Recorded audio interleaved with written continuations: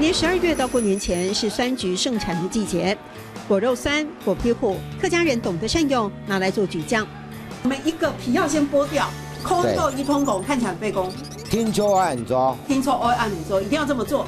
花人力一个个剥掉的果皮，并非厨余。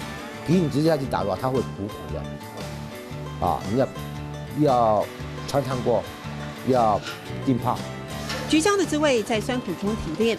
赖英龙和太太10几年前因为父亲车祸接手柑橘园，想做客家传统好味道的橘酱，从一窍不通开始摸索，用了好几百斤酸橘，花了4年才成功。都是只有传统的做法啊。最难度是中空，我们不加防腐剂的话，你要如果把它做成中空，你标签上标示有防腐剂，消费者都不买了。成分里把辣椒比例提高，是赖英龙比较各家橘酱之后的决定。同样是咸的橘酱，口感会不一样。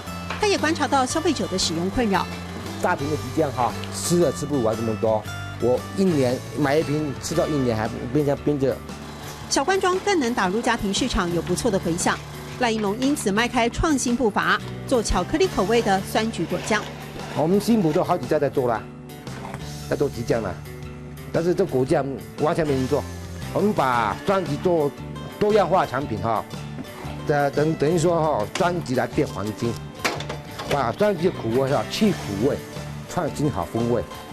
集酸甜咸香辣的橘酱，沾白斩鸡、五花肉、水煮蔬菜，开胃解油腻。巧克力橘酱吐司搭配酸橘茶，西式下午茶吃法也别有风味。赖英龙和太太还想继续尝试，让更多人喜欢客家的酸橘滋味。看到一通講，聽出愛按嚟做；看到一通講，聽出愛按嚟做。谢谢宗怡老师。